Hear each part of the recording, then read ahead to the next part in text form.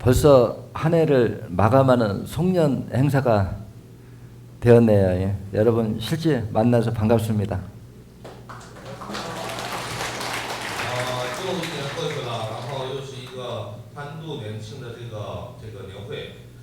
再次见到大家非常高兴。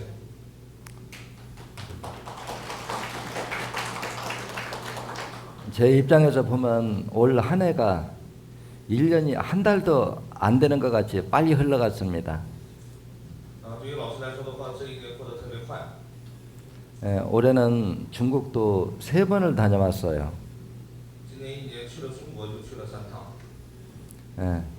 이 심천의학은 앞으로 이제 세계적으로 이제 보급될 수밖에 없는 건 어찌보면 필연이 될 수밖에 없을 것입니다. 新天医学在即将不远的将来来说的话，肯定是一个相对来说非常普及，而且是必须要普及的一个医术。 앞으로 우리나라가 100년 후에는 인구가 몇 명 된다고 얘기하죠?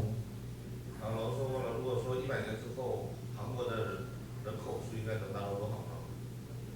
앞으로 100년 후에는 한국 인구가 1,500만밖에는 안 된다고 얘기합니다. 现在的人口是5000万，但是100年之后的话，韩国如果按现在的发展的话，只会是1500万。 근데 이러한 현상이 우리나라만 일어날까요? 온 인류 선진국에서는 공통적으로 일어나는 현상이 될까요? 这种现象只会在韩国发生呢，还是在先进国家都会发生呢？ 앞으로 이러한 현상들은 경제가 발달한 국가일수록 모두가 똑같이 일어날 수 있는 현상이다. 여러분들은 그렇게 이해하시는 게 맞을 겁니다. 所以大家应该认为是以后发达的国家都会普遍会存在这一些问题。 예.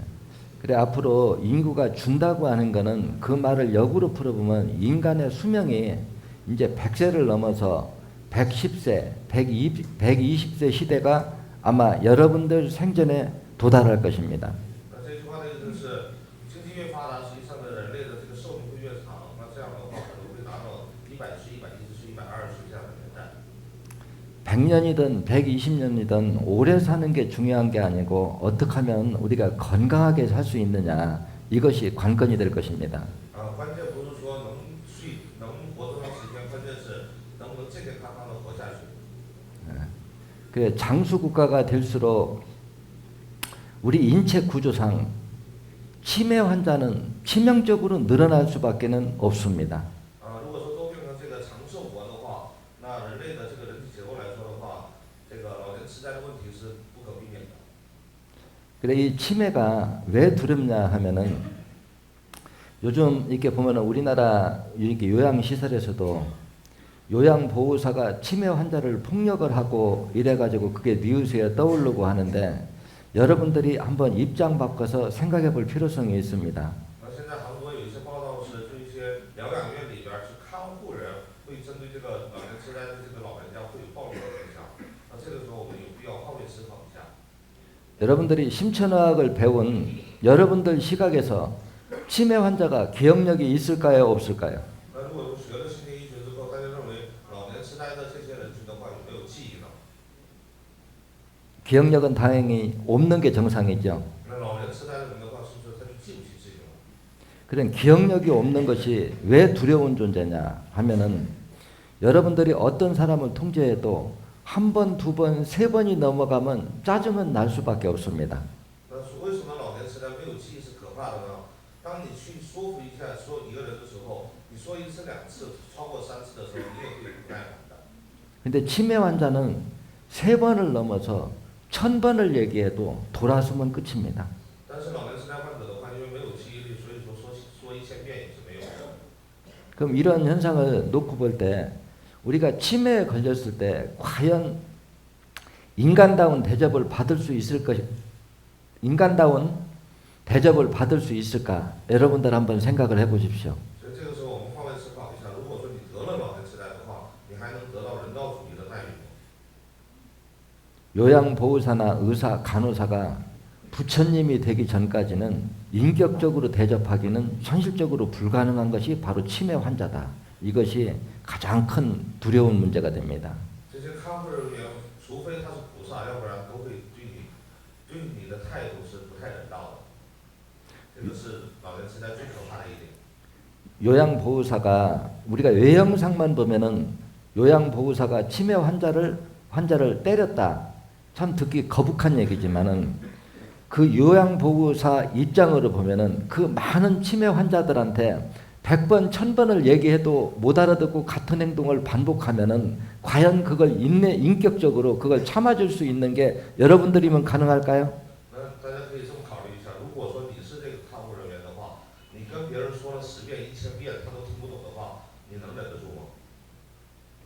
지금 여기 있는 분들도 같은 얘기를 치매 환자를 3명만 놓고 같은 얘기를 1000번, 10,000번 반복해도 못 알아듣고 그 실수를 반복한다고 하면 여러분들 입에서도 절대 좋은 얘기 나올 수 없을 것입니다. 那大家也是一样的，如果说你们面对3个以上的这种老年痴呆患者，跟他说了很多遍，他还是同样犯错误的时候，你们嘴里边也不会说出好话来。 이렇게 보면 치매가 공포의 대상이 될 수밖에 없죠.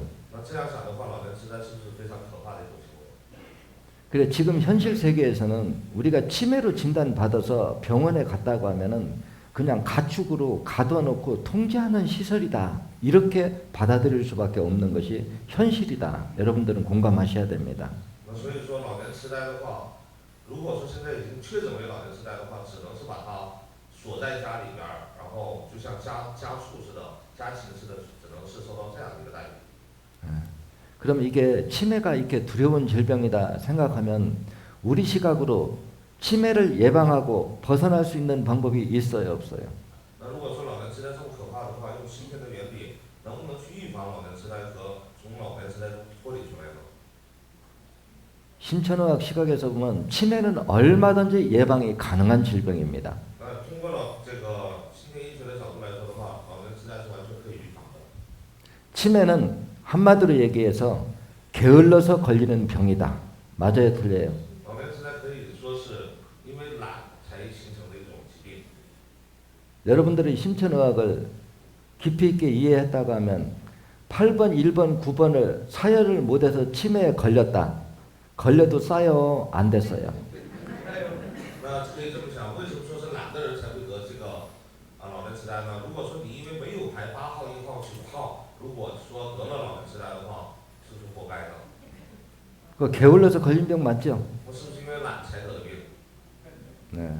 우리가 치매에 걸린 다음에 고치려고 하면 많은 비용이 들어가지만 우리가 평소에 236, 236, 238, 238 하고 이걸 사혈을 끝낸 다음에 1번, 9번만 미리 사혈해주면 큰 비용을 들어가지 않고도 치매는 얼마든지 예방이 가능합니다. 虽然说得了老年痴呆之后再想去治疗它的话，花的费用会非常大，但是如果说我们按基础穴位去排完之后，然后再排1号、9号的话，是不是花少的费用也能预防我们的老年痴呆？ 그럼 우리가 치매라고 하는 이 질병에 대해서도 처음부터 치매가 올까요? 아니면 두통, 기억력 감퇴, 그 다음에 치매로 나타날까요? 那我们看一下老年痴呆是老年痴呆是一下子来的呢，还是先有头痛，先有记忆力下降，然后慢慢才有的老年痴呆呢？ 우리가 배우지 않아도 항상 모든 질병은 적은 병이 커서 큰 병이 되는 거지 처음부터 큰 병이 되는 예는 없습니다. 所以大家脑子里边要有个概念，所有的病都是从小病养成大病的，不会一下子得大病。 네. 우리가 기억력이 좀 떨어지고 두통이 올 때 8번, 1번, 9번을 사혈해주면 치매라고 하는 병은 올 수가 없는 것이 우리 인체 구조입니다.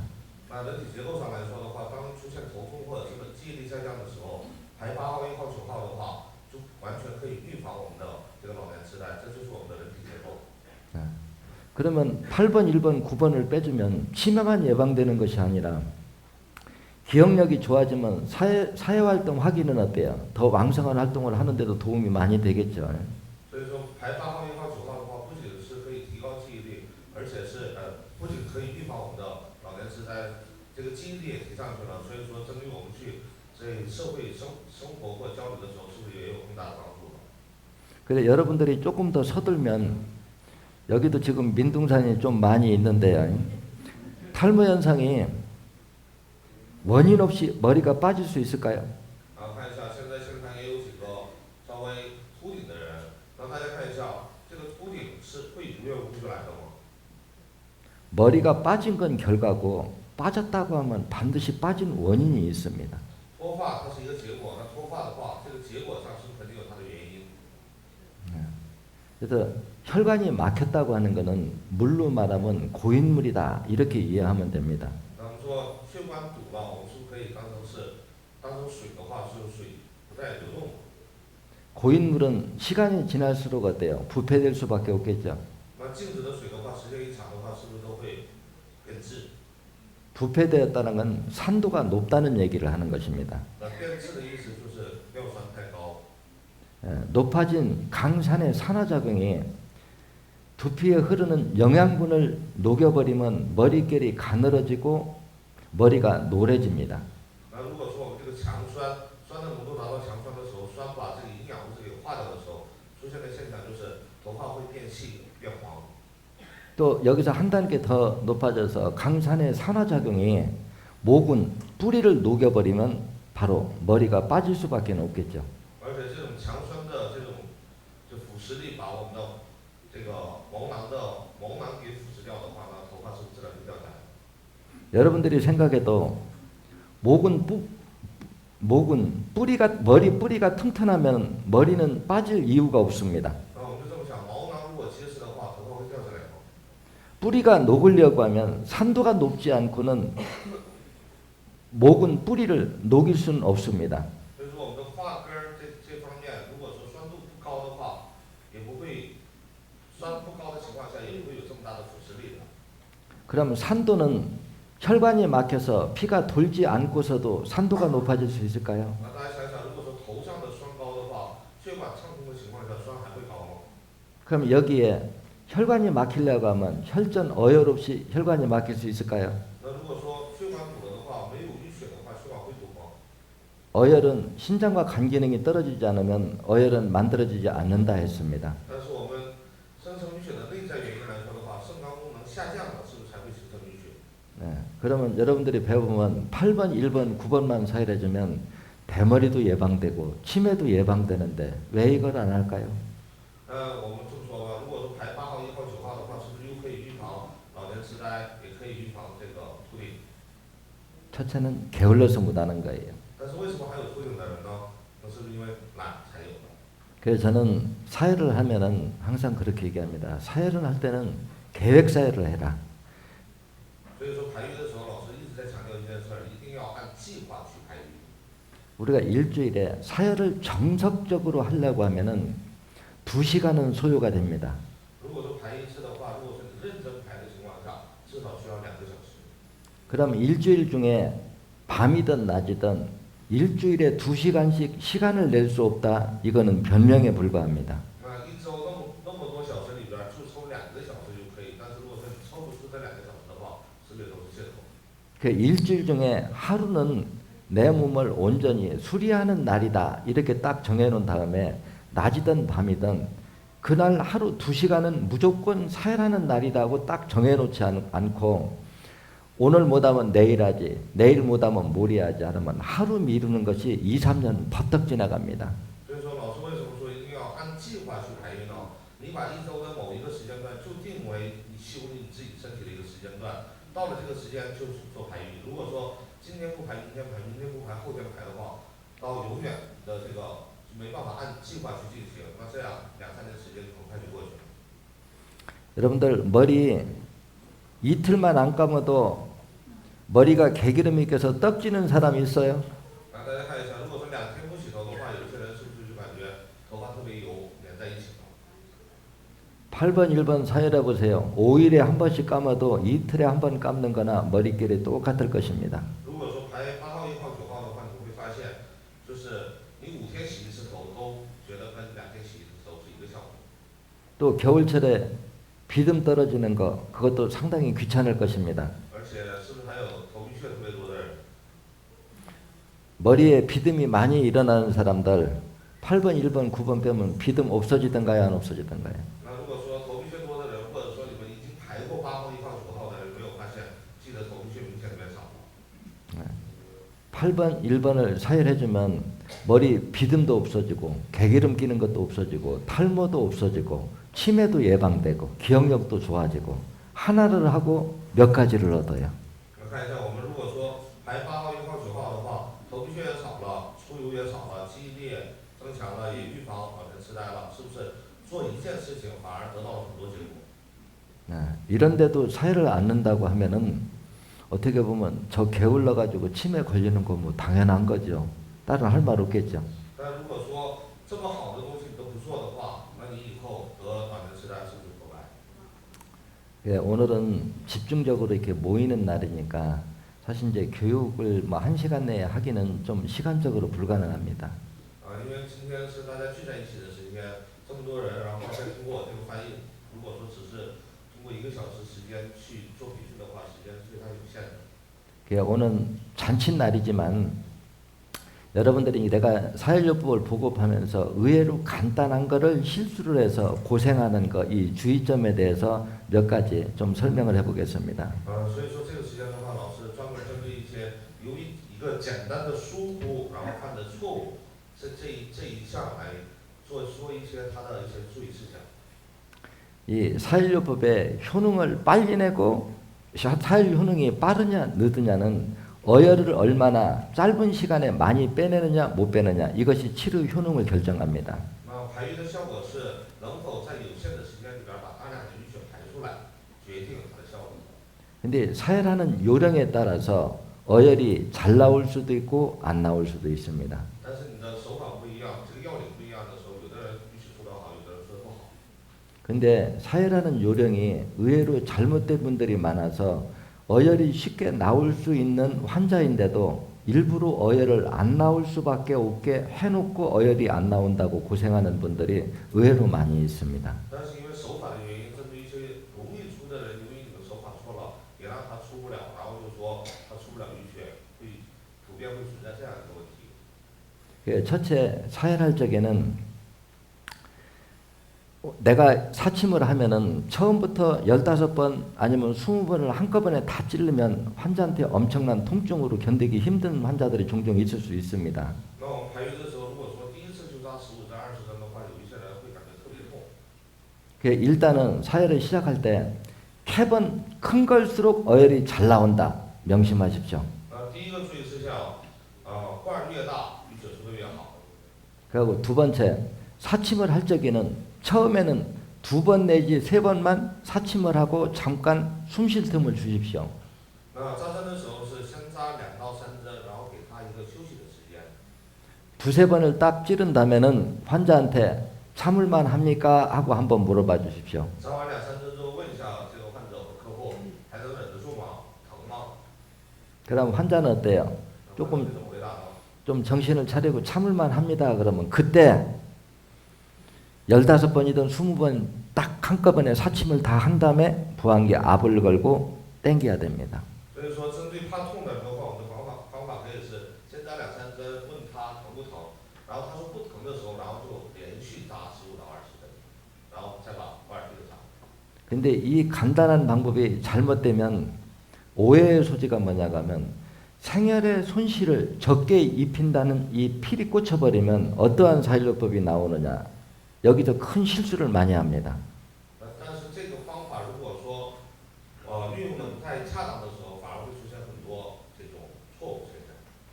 사침을 한 2번 내지 3번만 찌르고 압을 걸어서 당깁니다. 那有的时候会出现只扎2、3针，然后直接钉罐。 압을 걸어서 이렇게 당기면은 어혈하고 생혈하고 동시에 캡 안으로 딸려 들어오다가 압을 풀게 되면은 생혈은 원위치로 돌아가는데 어혈은 돌아가지 못합니다. 但是如果说扎完2、3针之后，如果我们钉罐的话，心连血和淤血都会往上走。但这个时候罐要松下来的话，心连血会往回走，但是淤血是回不去的。 만약에 또 두 번째 한 서너 번 찌르고 또 압을 당겼다가 또 압을 풀으면은 그 주변에 있는 어혈만 꽉 몰아다 놓고 생혈은 원위치로 가버립니다. 这样的情况下，是不是再扎3、4针，再钉罐的时候，是不是也是淤血往中间集中，然后心线血往两边走？那是不是淤血都聚集在那个地方？ 그럼 처음에 사혈에서 어혈이 안 나오는 사람한테 어혈만 참고 끌어다가 캐비넷에다 모아놓고 그 다음부터 많이 찌르면 이미 뻑뻑한 놈이 거기 꽉 꼈는데 침으로 찌르고 당긴다고 어혈이 나올 수 있을까요? 那大家想一想，如果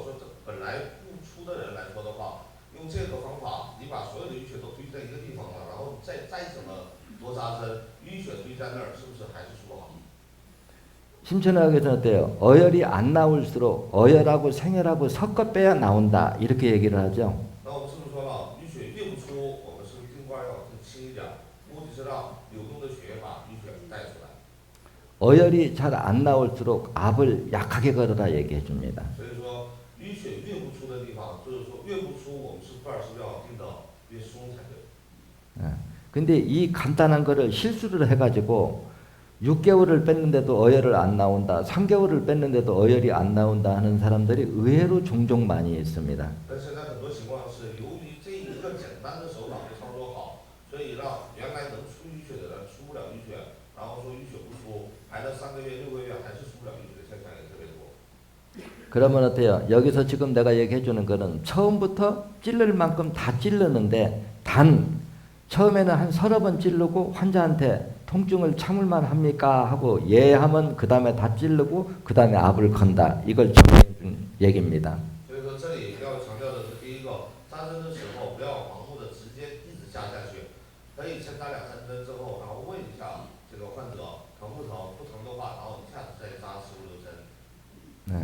그러면 이렇게 자꾸 빼다 보면은 이제 어혈을 빼다 보면 몇 달 빼다 보면은 이제 생혈이 많이 나올 때가 있을 겁니다. 然后通过这样的方法排几个月的时候，出得好的时候，会发现有一段时间是新鲜血出的比例会大一些。 그럼 생혈이 이제 많이 나올 때 이때 이용하는 게 바로 이제 생혈의 손실을 적게 보기 위한 방법은 어떻게 하느냐? 처음에 사침을 하지 말고 암만 일단 걸어 놓습니다. 那到这个时候是血管通了，然后流动血出来多一些是吧？那这个时候为了避免多流失、少流失流动的血的方法是先不扎针，先定罐儿。 그 사침을 하지 않은 상태에서 압을 한 10초쯤 걸어놨다가 압을 탁 풀어버리면 어떤 현상이 일어나냐 하면 압을 걸어놨을 적에는 어혈과 생혈이 캡 안으로 동시에 딸려 들어왔다가 압을 탁 풀어버리면 어혈은 그 다리에 머물러 있고 생혈은 원위치로 돌아갑니다. 所以说现在来说的话，我们说排油之前先定空罐儿是吧？主要原因是先把淤血集中在这儿，而不是新鲜血直接出来。那这样的话是不是控制了新鲜血的流失量？ 네, 그래 이런 식으로 압을 쑥 걸어서 한 10초쯤 있다가 풀어주는 행위를 2번 내지 3번을 한 다음에 그 다음에 사침을 정석적으로 하고 압을 걸어서 당기면은 어혈이 한번 걸리기 시작하면은 생혈을 안 나오고 어혈만 쭉 딸려 나오는 방법. 이 방법과 혼동하고 이해하고 있는 분들이 의외로 많이 있어요. 所以说我们这个时候是不是要灵活运用？如果说淤血流动的血出得多的时候，我们是不是要定空罐的时间稍微久一点，让淤血集中在那儿之后集中去排淤血？那如果是针对不出的人的话，我们是不是可以把定空罐的时间控制短一点，然后让他新鲜血出来的时候把淤血带出来？ 지금 내가 설명한 내용 무슨 말인지 이해 안 되는 분이 있으면 손 들어보세요. 有不理解的话，有不理解的举一下手看一下。 이거 여러분들은 여기 대부분 이제 강사교육이고 교육을 많이 받으신 분들이니까 이런 내용 절대 실수하시면 안 됩니다. 这个我们也是教手法的时候一直强调的事情是吧？所以说这一点一定不能有失误啊。 그리고 이제 두 번째 주의점은 사침을 할 때 처음 할 때는 눈에 보이는 혈관은 찌르지 마라 이렇게 놨죠. 然后我们书上是不是也写了，用肉眼能见到的血管是不能扎的是吧？ 그래 처음 한 번 사침할 때만 눈에 보이는 혈관을 이렇게 비켜 찌르고 압을 이렇게 걸어가지고 한 번 사혈하고 끝내면 주변에 있는 어혈이 이렇게 끌려오면서 혈관을 덮어버립니다. 然后是不是说了，第一次扎针的时候避开血管式扎针，但是第一次扎完针之后淤血往上走的时候，是不是会补个小包？补完小包之后，是不是把血管给埋没下去了？ 그럼 두 번째부터는 혈관이 깊이 들어있기 때문에 눈 감고 찔러도 붉은 동맥이나 정맥 혈관이 터질 위험성이 99%는 감소가 됩니다. 所以说我们一般情况是第一次扎的时候避开，然后补包之后看不见血管了就可以随便扎针了。但如果还是看得见的话，是不是还是得避开？ 이 부분에서 정리할 부분들은 사침을 할 적에는 가능하면 골고루 넓게 찔러라. 然后老师这边要强调的是，扎针的时候一定要整个我们的罐儿的面积里边均匀的大面积的扎针。 캡은 가능하면 큰 걸수록 어혈이 잘 나온다. 罐儿越大또 어혈이 안 나올수록 압을 약하게 걸어라. 淤血越不出，冰块要越轻。 특히 1번, 47번, 25번, 29번 혈은 캡을 하나씩만 걸어라. 然后特别是像1号、17号、25号、29号这几个穴位的话，最好是一个一个做，不要跟别的一起做。 압을 걸어놓고 어혈이 안 나오면은 압을 약하게 걸면서 캡을 좌우로 이렇게 틀고 근육을 이렇게 이완시켜 주면서 해야 어혈이 잘 나옵니다. 像这几个穴位的话，我们定完罐之后，可以轻轻定完罐之后，罐可以左右摇动一下，去把周边的这个肌肉稍微动一动的形式，让淤血出的会更好一些。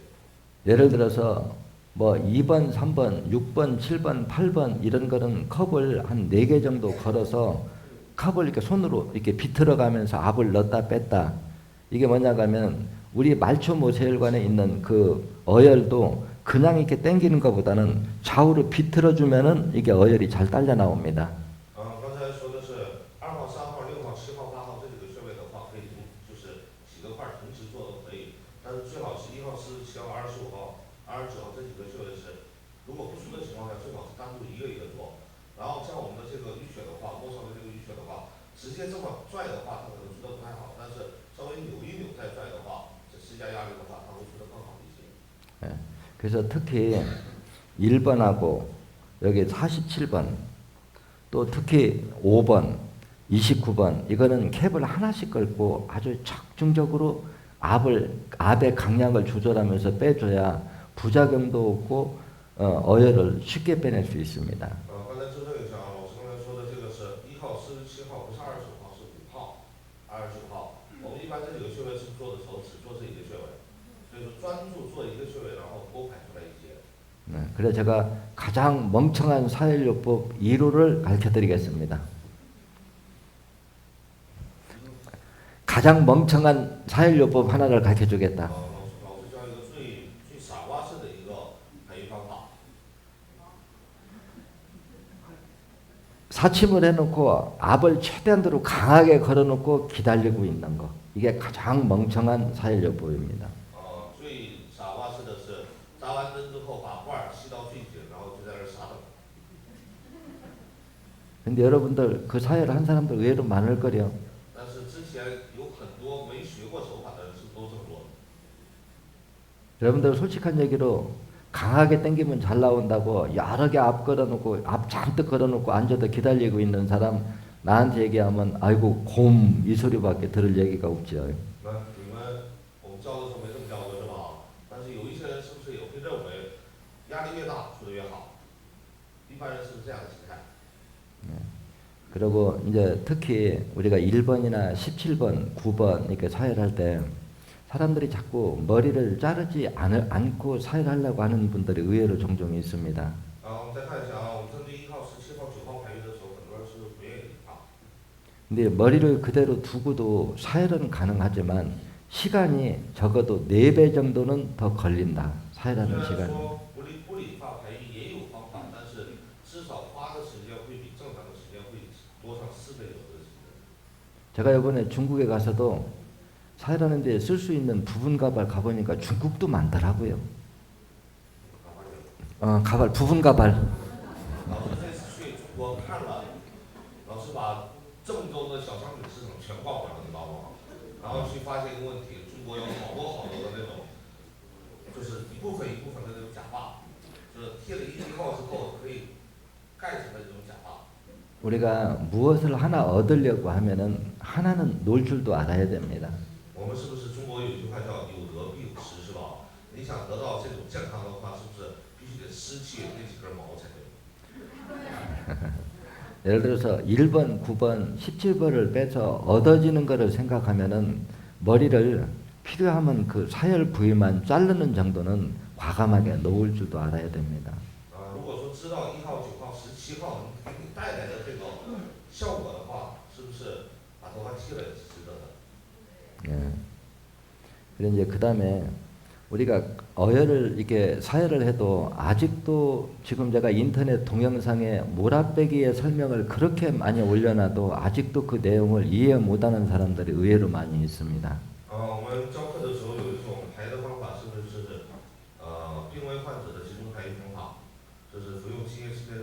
经验套餐的时候，集中排按顺序集中一个一个排的这种方法。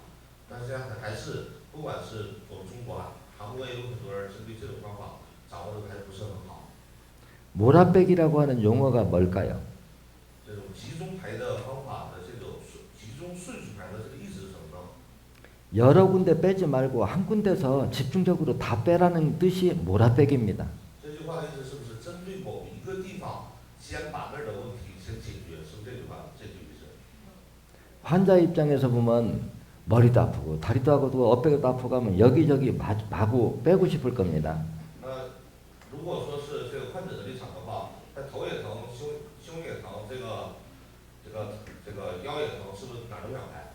하지만 여러분들이 강사 교육을 받고 지도자라고 한다고 하면 환자한테 끌려다니면 그건 지도자의 자격을 이미 잃었다 이렇게 봐야 됩니다. 但是是不是说过了，作为排鱼师的话，你的最低要求是不是不能被客户牵着鼻子走？ 네. 그래서 사열은 지도하는 사람의 지도에 따라서 배우는 사람이 거기에 맞춰서 해야지 환자가 요구한다고 이쪽 저쪽 끌려다니면서 다 빼준다고 그러면 이미 지도자로서는 자격을 잃은 거나 마찬가지입니다. 所以说，你作为排鱼师的话，一定要按照你制定的方案给客户排鱼，不能跟着客户的意愿去走。如果说你跟着客户的意愿去走的话，那这个排鱼师的资格就已经没有了。 여러분들 이 말씀 공감하겠어요? 大家能理解吗？ 예. 그래서 항상 제가 이렇게 차트에 적어 놓은 거 보면은 예를 들어 가지고 8번, 5번, 30번 이렇게 부른다고 하면 이건 일주일에 한 번씩 사회라는 일반적으로 밑에 있는 거는 번호만 적어 놓은 거는 혈점을 표기한 번호고요. 예. 그 위에다가 1, 2, 3, 4를 써놓고 동그라미를 쳐놓은 거는 사열의 우선순위를 적어놓은 표기입니다. 那他拿过这个经验申请书的人应该知道，老师写的这个方案里面的话，他会有一些是写着，比如说8号、5号、30号这样的话，他8号、5号、30号的上面会有1、2、3。那这个1、2、3的意思就是针对哪一个是最集中排的第一个顺序的意思。 그러면 동그라미 속에 일자 써 있는 게 맨 먼저 봐라 이 얘기가 되겠죠. 那就是写着1号的是不是优先要排的穴位？ 그러면 처음에 사열을 시작할 때 1번을 먼저 사열을 합니다. 排的时候可能先排1号穴。 근데 사열은 적어도 3세 반복해야 어열이 잘 나오지 처음서부터 어열이 잘 나오는 사람은 극히 드물고 축복받은 사람입니다. 相对来说，这个排鱼的时候，一般是3、4次之后，的确才会出得好一些，很少有第一次开始就出得好的人。 그러면은 처음에 사열하는데 어열이 잘 안 나오고 통증만 자꾸 온다 이럴 경우에는 한 5번만 사열을 하고 그 자리는 사열을 끝냅니다. 那如果说第一次排的时候出得不好，但是非常疼的时候，就第一次排的时候啊，第一回的时候，最好是只排5罐，然后直接收罐。 그런데 경우에 이제 몇 번 하다 보면은 1순위에서 어열이 아주 잘 나오는 경우가 있습니다. 但有的时候第一顺序可能会出得特别好。 그러면 어열이 잘 나올 때 이때 이제 어떻게 사열하느냐, 사열하면 좋으냐 이거를 이번 시간에 아주 정리를 하십시오. 所以说不出的时候，我们是只排5罐就收罐，那出得好的时候应该怎么做？我们这堂课里边主要去讲这个东西。 저울 1kg짜리 저울 비싸지 않는다고 그래요. 일단 사열을 하려고 하면 1kg짜리 저울부터 먼저 하나씩 구입하십시오. 如果说你想按这种集中按顺序排的方法去排的时候，必须得有一样东西，就是克量的那个秤。 cc하고 g하고는 동일량입니다. 这个单位里边毫升和克是统一的。 여러분들이 한번 사열할 때 솜이 얼마나 들어간다는 것은 이미 알고 있을 겁니다. 那我们排一次的时候，我们会用上多少豆制品，或者是用上多少纸巾，我们是不是能衡量得到？ 그래서 그날 그 환자가 사열할 솜을 딱 대서 무게를 달아보면은 솜 무게가 나올 겁니다. 就是说我们排之前，先把我们要用的纸或者多制品先量一下，看看重量是多少。 솜 무게를 달아놓은 다음에 저울 위에다가 봉다리 하나 놓고 사열에서 조금 나오든 많이 해놓든 그럼 닦아서 봉지에다 자꾸 넣으면 무게가 나오겠죠. 然后我们把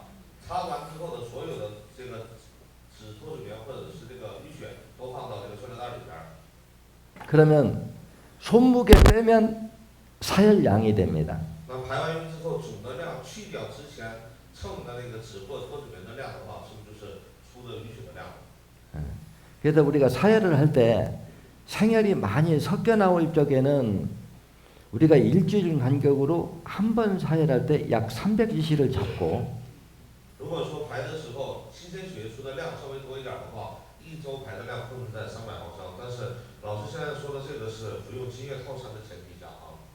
근데 생혈은 별로 나오지 않고 어혈만 막 뻥뻑 선짓덩어리처럼 이렇게 나온다. 이럴 때는 일주일에 약 500cc를 뺀다. 이렇게 머릿속으로 정리하면 됩니다. 但如果说出的这个淤血里边大多数是淤血块，是新鲜流动的血液比较少的时候，我们一周的量可以控制在500毫升，可以多排一些出来。 그럼 여러분들 눈으로 소미 빨아먹는 피, 못 빨아먹는 피 구분 가능해요? 불가능해요? 那我们用肉眼是不是可以判断出脱脂棉能吸进去的血，能不能判断出哪个是淤血，哪个是流动的，哪个是块，哪个是流动的，是不是可以区分出来？ 눈으로 봐도 얼마든지 가능할 겁니다. 啊，用肉眼是完全可以区分的。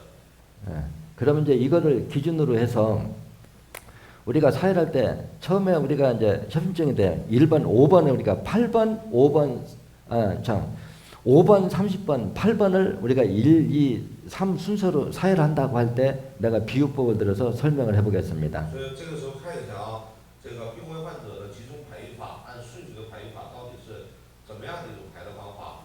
第一顺序是5号穴，第二顺序30号穴，第三顺序8号穴的情况下，我们去比较一下。 이제 5번을 먼저 빼는데 5번에서 어혈이 잘 안 나오고 통증만 온다. 이럴 때는 무조건 5번만 하고 사혈을 5번은 끝냅니다. 如果说第一顺序先是5号穴是吧？那排5号的时候，如果说淤血也不出，然后特别疼的时候，只排5罐就直接收罐了。 근데 5번을 사혈해 보니까 통증도 참을만 하고 어혈도 빵빵 잘 나와요. 이럴 때는 5번이라고 하는 횟수는 아무 의미가 없습니다. 但是如果说排的时候不是很痛，而且淤血出的好的话，5次这种次数是没有一点意义的。 오늘 300을 뺄 건가 500을 뺄 건가 마음이 정해지면 그 양이 나오는 대로 5번 한 군데서 300cc든 500cc든 5번에서 다 뺍니다. 然后我们说了，300毫升、500毫升是根据出的这个流动的血的量来判这个确定的。但是不管是300还是500，如果说5号穴出的好的话，是可以在一个5号穴里边把一周的量都排出来，也可以。 그러면 그날은 5번 한 군데만 사혈하고 완전히 끝내버리면 됩니다. 那这句话的意思是我们这周如果说要排300毫升，但是5号已经出了300毫升，那是不是我们要排的这个300毫升已经完成了？那就只在5号排了300毫升，这次排就结束了。 그럼 그 다음 주에도 또 5번을 먼저 합니다. 但是下一周开始的时候，5号是不是还是第一顺序，还是先排5号？ 또 그 다음 주도 5번, 그 다음 주도 5번. 그래서 5번에서 어혈이 300cc든 500cc든 안 나오면 2순위, 3순위, 4순위 뒤쪽으로 넘어가지만 앞순위에서 어혈이 나오면 무조건 앞에서만 300이든 500이든 다 빼고 뒷번으로 넘어가지 말라. 지금 이 얘기를 정리해 주는 겁니다. 所以我想强调的是，前面只要能出，所有我们排的量都在优先以前面为主。但如果说前面不出的情况下，才把剩下的量去分配在第二、第三顺序。但永远都是前面的是优先的。如果说你排第2个的时候，第2个如果说都出的好了，那第3个就今天就没得分了，就排不了了。第2个不出的时候才排到第3个，但是在总的量里边要控制这个。 그래 어혈을 300cc 빼냈을 적에는 철분제 2앰플 주겸수 1잔 이것이 기준이 됩니다. 如果说出300毫升淤血的时候是两个注射铁和1杯主盐水是最基本的。 그럼 어혈이 잘 나와서 500 내지 600을 뺐다. 이럴 때는 어떻게 하면 될까요? 如果说排淤血出的好，然后出的是500到600毫升的话，那这个时候应该怎么办呢？ 어혈이 잘 나 200을 뺄 때에는 그걸 철분제 2앰플 주겸수 1잔을 더블로 곱해서 해주면 됩니다. 那这个时候服用的铁和盐的量就要加倍了，4支铁和2杯主盐水，2杯1杯是400毫升。 그런데 철분제는 한꺼번에 4개를 다 맞으면 소변으로 빠져나오기 때문에 사혈 한 날 2앰플 주겸수 1잔 이틀 쉬었다가 철분제 2앰플, 죽염수 1잔 이렇게 먹어주면 우리 몸에서 흡수를 잘한다 이 얘기죠. 那这个要辩证一下啊，如果说我们打4支，如果说一下打进去它都能吸收，那是好事儿。但是铁不能吸收的时候，会通过小便的形式排出去，那就是注射铁是通过小便形式排出去，口服铁的话是以大便的形式排出去。那小便变黑了，就证明是铁没有被吸收。那这个时候是最好是当天打2支，过2天再打2支。但如果一下打4支，你小便没有变化的话，打4支也没有问题。 이렇게 빼주면은 그냥 빼는 것보다 효능이 2배, 3배 치료 효능이 강력할 겁니다. 那如果用这样的方法，按顺序排的方法去排的话，一下子在重要的地方排的大量的淤血的时候，是不是它的效果会比我们正常排的效果会增强2到3倍？ 근데 이렇게 빼지 않고 예를 들어서 5번도 찔끔, 30번도 찔끔, 8번도 찔끔, 6번도 찔끔 이렇게 여기저기 조금 빼면 2년, 3년을 빼도 어디 하나 완벽한 사열이 끝나지 못할 경우가 아주 많이 있어요. 大家也知道，排过之后都知道身体上很多淤血。如果说不是按这种方法排，而是5号、30号、8号一点都排那么一点点的时候，永远都好几年的时间也永远都排不满，没能把一个地方给排通。 그러면 왜 이렇게 해야 되느냐 하면은 우리의 말초 모세혈관은 고정이 아닙니다. 为什么要这么做呢？关键是因为我们的这个末梢的毛血管它们是固定的。 우리가 사혈을 하기 전에는 말초 모세혈관이 100가닥이 있다고 하면은 같은 자리에서 어혈을 자꾸 반복적으로 빼면은 100가닥의 말초 모세혈관이 500가닥, 1000가닥, 10,000가닥 자꾸 늘어나게 됩니다. 如果说我们排之前这个血管是毛血管是100个的话，那排的过程里边这个毛血管会不断的增加，它可能会变成500个、1000个、10000个。 그러면 이 늘어난 혈관이 유지가 되려고 하면 피 유속이 빨라져야만이 그 혈관이 뜨였던 것이 유지가 됩니다. 那它增加的原因主要是因为淤血出来了，新鲜血液提供的是不是多了？血多了，血管就会多。但是血管要维持的话，必须得是血液的流速能达到一定的程度，才可以维持这些多出来的毛血管能维持下去。 근데 피 유속이 빨라지지 않으면 어떤 현상이 일어나는가 제가 설명을 해드리겠습니다. 那如果说增加完之后，血液的流速就是没办法加快血液的流速的话，老师讲解一下会有什么样的一个结果？ 우리가 사혈을 했을 적에 사혈에도 피가 조금 돌 적에는 그만큼 호전 반응이 나타나지만 유속이 빨라질 정도가 안 되면 유속이 느린 곳은 산도가 높을 수밖에 없습니다. 如果说我们排了一点之后，是不是它会有像好转反应？但是排完之后，如果说这个血液没办法快速循环的时候，我们看一下。 우리 혈액 속에는 지방 단백질의 밀도가 제일 높기 때문에 이 지방 단백질이 산도가 낮은 데서는 그냥 흘러가다가 산도가 높은 곳에는 마치 우유에다 식초를 넣으면 응고되듯이 그렇게 응고된 것이 자꾸 보태지면 일주일 동안 빼낸 양이나 새로 응고된 양이나 거의 비슷하면 영원히 끝나지 않는 싸움에 말려들 수 있기 때문에 한 번 뺄 때 집중적으로 몰아빼라 이렇게 설명을 해드리는 겁니다. 所以说我们说了，如果说血液的流速提不上去的话，血液的流速慢了，是不是还会形成双高的现象？那双高的环境里边，这个我们的血液里的营养物质主要是脂肪蛋白质，它是不是就会跟酸产生化学反应，又形成淤血了？所以说你排是排了，但是它又形成了，所以说它的这个排是永远排不完的。所以说要么排的话，就集中在一个地方大量的排出来，把它的血液的流速一下提上去了，是不是就不会发生这样的事情？ 그래 신천어학을 배우지 않은 사람의 시각에서 보면 일주일에 300cc, 500cc를 빼도 사람이 살 수 있을까? 이 의문을 많이 가질 수 있을 것입니다. 那如果说没有学过心肺医学的话，他们会有这样的疑问：一个人一周排300到500毫升，这人还能活着吗？对吧？ 근데 여러분들이 심천어학을 배워보면 기존의 동양의학 아니면 현대 서양의학과 심천어학이 우리 인체를 바라보는 시각이 같아요, 달라요? 那如果了解了心肺医学之后，大家认为心肺医学和西医针对人体的疾病看待的角度是一样的吗？ 엄연히 다르죠. 当然是不一样的。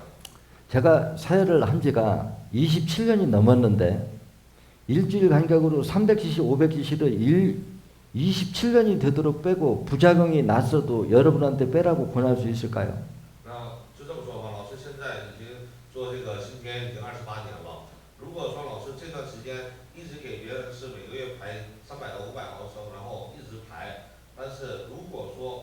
出现了副作用的话，老师会建议大家还是用还会用这种方法吗？ 이번에 우리가 강사교회 갈 적에도 내가 조금 언급을 해줬지만 과학이라고 하는 거는 오늘은 이게 맞고 내일은 이게 틀렸고 이게 맞고 또 시간이 지나면 또 이거는 틀렸고 이게 맞고 끊임없이 바뀌는 게 과학입니다. 现在的西医的这个科学的话，实际上就是现在看到或发现或者是研发的结果是这样的，但是过段时间它的技术更加发达的时候，是会把原来的结果会打破，然后又出来一个新的结果。所以说这个结果是永远不断的更新的，这是目前的这种西医所说的这个科学。 우리가 해부학과 성분학이 발달한 초기에는 우리 몸의 피는 간에서 만들어진다 이렇게 학자들이 알고 있었습니다. 那我刚开始解剖学和这个成分学刚开始的时候，人类认为是科学认为是我们的血是肝在造血。 그 생각은 간이 피 색깔하고 거의 비슷하기 때문에 혈액은 간에서 생산된다 이렇게 생각했던 거죠. 因为当初看肝的颜色就跟血的颜色差不多，所以就以为是肝在造血。 또 시간이 어느 정도 흐르다 보니까 그 다음에는 심장에서 혈액을 만들어낸다. 심장에서 혈액을 만들어낸다 하고 혈액은 간이 만들어내는 게 아니고 심장과 심장에서 혈액을 생산한다. 이렇게 또 내용이 바뀌었습니다. 那过一段时间，西医又说是肾和心脏在造血。 또 여기에서 시간이 더 흐르니까 지금 현재는 어떻게 설명하고 있느냐. 혈액은 골수에서 조혈모 세포가 만들어낸다. 이렇게 바뀌었습니다. 但是再发展到一定程度的话，现在说胆造血是不是叫骨髓造血？ 그럼 이 내용은 영원할까요? 앞으로 또 바뀔까요? 这个结果是永远固定的呢，还是以后还会变的呢？ 언제든지 바뀔 수 있습니다. 肯定过一段时间还会变。 신천의학은 혈액이 만드는 정의를 이렇게 설명합니다. 先天医学认为血是这样形成的。 우리 몸에서 필요한 영양분은 대체적으로 한 520가지 정도의 영양소가 필요하다고 합니다. 那我们血液里边、身体里边需要的营养物质的话，是大概520多种。 우리의 인체에 다양한 생명체들이 그 영양분을 먹고 소화시킨 배설물이 총체적으로 섞여 있는 것이 바로 혈액이다. 정의를 이렇게 내립니다. 그게 조혈 기능이고요. 今天里边认为的血液是我们身体里的所有的细胞把吃完之后的排泄物放到血管里边之后的总和，这个就是血液。 어때요? 현대의학에서는 특정 한 부위에서 혈액을 만들어낸다 했지만 신천의학 시각은 우리 전체 세포가 조혈 기능을 한다 이렇게 설명을 하고 있는 거죠. 그 시각 차이가 있는 거죠. 今天西医里边说是肝造血、心脏造血、肾造血、骨髓造血，但是实际上新天医学讲的什么？是不是所有的细胞都参与造血了？ 제가 여러분들한테 생리치적으로 가장 상식적인 설명을 해보겠습니다. 老师比例一个给大家说明一下。 우리 인체의 본체는 체세포라고 하죠. 我们人体是不是由体细胞组成的？ 혈액 속에 사는 생명체는 공생관계에 있지 우리 몸의 본체는 아니다 이렇게 설명하고 있습니다. 但是血液里边的东西是不是不是我们本体的？ 우리 혈액을 물이다 생각하고 물속에 플랑크톤이 많고 적으면 무엇이 결정할까요? 물속에 플랑크톤이 많고 적으면 물속에 유기질 영양분이 많으냐 적으냐에 따라서 플랑크톤이 많고 적음을 결정한다. 就是说，我们把我们的血液当成水的话，这个水里边的这个某一种成分多与少是谁决定的？是跟我这个水里边的营养成分决定的。 또 플랑크톤이 많고 적으면 물고기의 숫자가 결정납니다. 然后说的这个成分如果多的话，它也可以决定着这个河里边的鱼的数量。 그래 이런 논리에 의해서 제가 사회를 하면서 우리 인체가 하루 혈액을 어느 정도나 생산할 능력이 있을까 하고 그동안에 계속 빼보면서 체크를 해보니까 제가 바라보는 시각에서는 하루에 약 70cc 정도의 혈액을 생산할 수 있다. 저는 이렇게 보고 있습니다. 老师通过这几年的经验去分析了一下一个人到底一天能造多少血液，然后通过他的经验，新贴里边定义是一天能造出70毫升的血液。 그다음 우리가 일주일에 사회를 한 번씩 한다고 하면 70cc를 7로 곱하면 약 500cc 정도를 생혈이 만들어진다. 이렇게 계산을 할 수가 있죠. 所以说70毫升的话，一周7天的话，是不是1090毫升，将近500毫升了？ 그러면 혈액이 만들어지는 거는 우리가 생혈이고 우리가 빼내는 거는 생혈입니까? 어혈입니까? 那人造的是新鲜血液，那我排的是新鲜血液还是淤血呢？ 우리는 어혈을 빼내고 생혈을 500cc 정도 만들어낼 수 있게 하는 어때요? 그만한 처방을 가지고 있기 때문에 여러분들이 그냥 빼기만 빼고 피가 만들어지는데 필요한 영양물질을 넣어주지 않기 때문에 부작용이 났던 거지, 피가 만들어지는데 필요한 영양분을 넣어주고 일주일 간격으로 300, 500을 빼서는 부작용이 날 수가 없는 것이 우리 인체의 구조다. 저는 그렇게 생각하고 있는 거죠. 那我们这里说一下，我们说的70毫升不是说每个人都可以造出70毫升，是在我们采取了造血方面所需要的营养、铁、盐这些东西补进去的情况下，一天可以造出770毫升。所以说，我们一周可以排500毫升，但是排的是淤血，生成的是500毫升的新鲜血液。但是我们是因为有能力让它形成500毫升的新鲜血液，所以才敢这样大量的排。 그럼 여러분들이 이제 생각으로 정리해 봅시다. 일주일에 어혈을 100cc 빼는 거와 500cc 빼내는 것이 치료 효능이 같을까요? 다를까요? 那大家再想一想，一周如果说排100毫升和500毫升的时候，排淤之后的效果不一样。 엄연히 500cc를 빼낸다고 하면 치료 효능도 5배가 빠를 수밖에 없습니다. 那如果说排出的是500毫升的话，是不是比100毫升效果都会强上5倍？ 가장 중요한 점은 300cc, 500cc를 빼내고도 피가 부족하지 않게 해주는 것이 바로 의학이고 바로 심천의학, 그게 바로 공부가 되는 거죠. 那最关键的是，你排了300、500毫升之后，不让他体力下降，不让他贫血，不让他身体虚，这个才是真正的好的方法。 그 여러분들이 이제 이런 내용에 대해서는 인터넷 동영상이고 논문이고 많은 내용이 나와 있을 것입니다. 那这方面的话，老师还有一些论文方面有这方面知识的一些普及。 그 오늘은 연말 이제 축제 행사기 때문에 시간이 다 됐다고 하니까 제 교육은 이것으로 마치고 남은 시간은 여러분들이 즐겁게 보내시기 바랍니다. 因为今天是欢庆的日子，所以说老师的课就到此为止。然后剩下的话，希望大家能玩得开心。谢谢大家。